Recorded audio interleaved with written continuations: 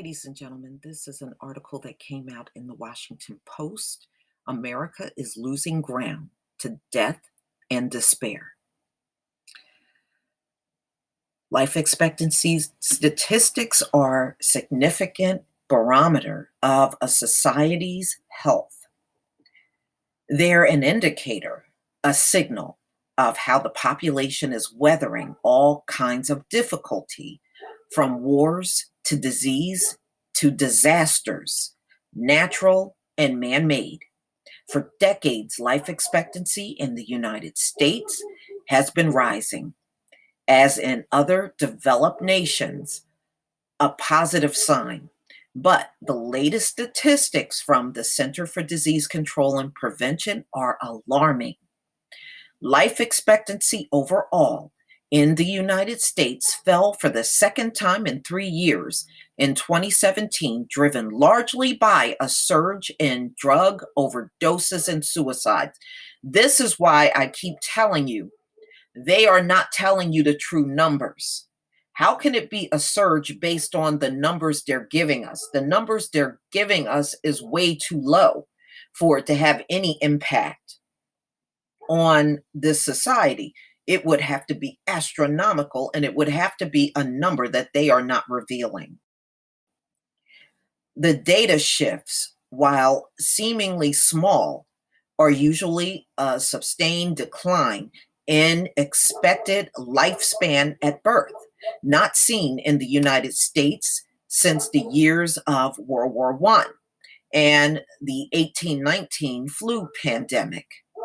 Robert Anderson, the chief of mortality statistics at the CDC, correctly observed the idea that a developed, wealthy nation like ours have declining life expectancy just doesn't seem right.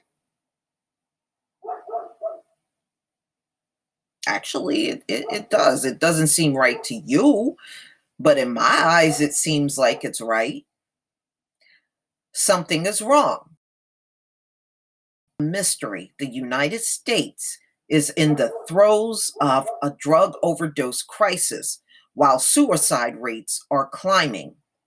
Twin tragedies that, as CDC Director Robert Redfield put it, should be a wake up call that we are losing too many Americans too early and too often to conditions that are preventable. In 2017, the rate of drug overdose deaths in the United States was 9.6% higher.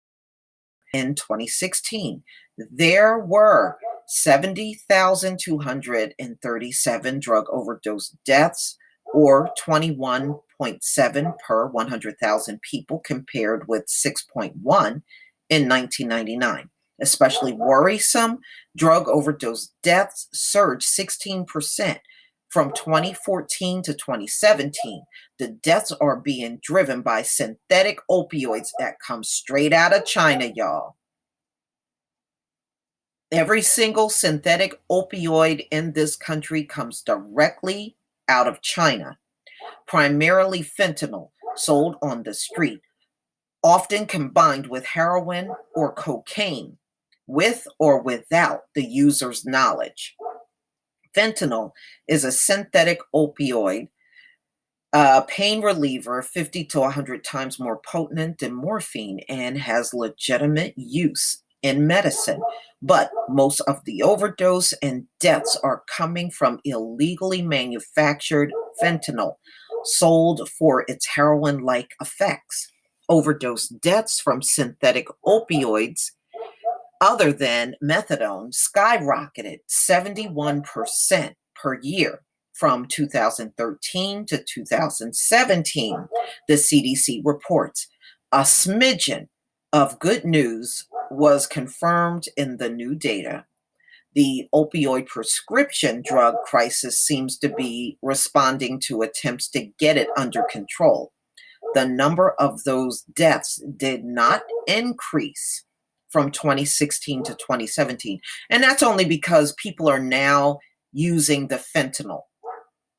See, what happens is exactly what I told you well over a year ago.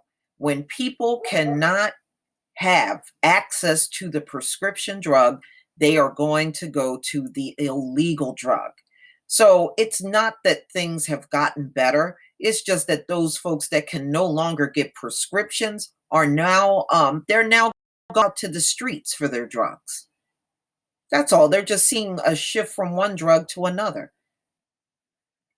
Trump and Congress both expressed determination to address the opioid crisis, calling it a national emergency. But the picture described in the annual CDC report is of a nation that is failing to cope with a scourge in plain sight.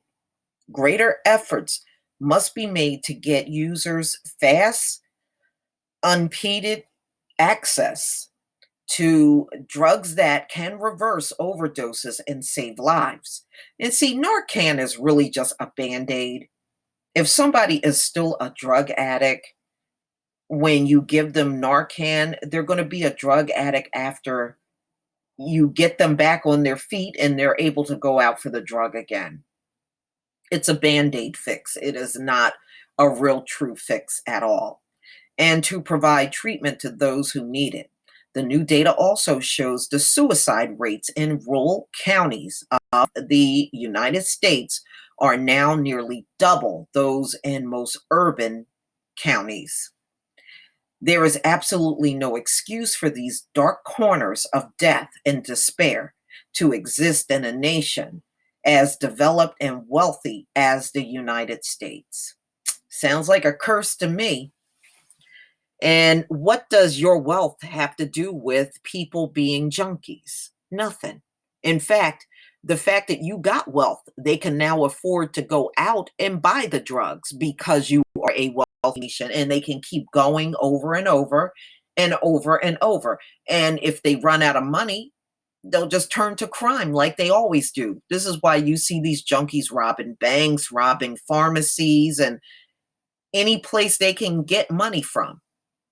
So actually, you being a wealthy nation during a time of a drug crisis is pretty much a curse. Seems like that wealth has turned against you.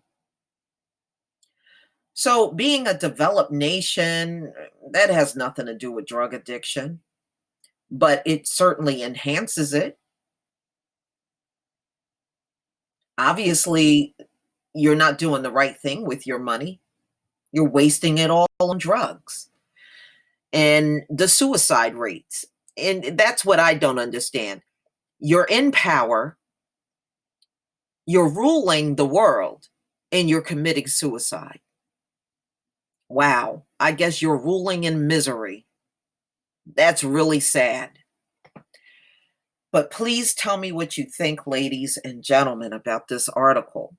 Another one about America losing to drug addiction and suicides. Please leave your comment and subscribe. Don't forget to hit on the notification bell, and I'll see you on the next video. Peace, family.